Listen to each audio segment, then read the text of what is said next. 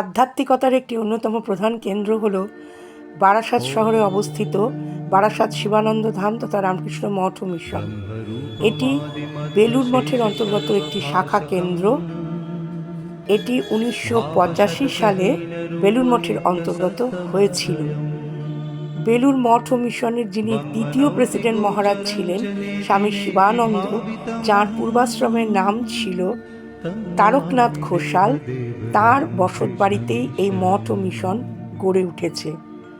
এখানে প্রতি বছর যথাবিহিত নিয়ম মেনে দুর্গাপুজো হয়, রামনবমী পালিত হয়, 25শে ডিসেম্বর অনুষ্ঠান হয়। এছাড়া প্রতিদিন সন্ধ্যা আরতি হয়, বিভিন্ন ধর্মীয় কথা পাঠ হয়। এখানে দাতব্য চিকিৎসালয় আছে, ঠিক এর উল্টো দিকে অবস্থিত। এছাড়া ঠিক মায়ের জন্মতিথির দিন পরপর 4 দিন এখানে উৎসব পালিত হয়। ঠাকুর মা স্বামীজি মহারাজ এবং মহাপুরুষ মহারাজ তথা শিবানন্দ মহারাজের জন্মতিথি পালিত হয়।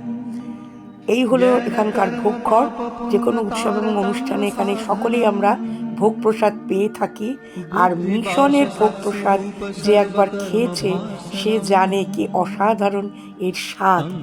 সুশৃঙ্খলভাবে সারিবদ্ধভাবে দাঁড়িয়ে সকলেই এখানে ভোগ প্রসাদ পায়, কেউ বাদ যায় না। এই হলো নাট মন্দির, এখানে দুর্গাপুজো হয়।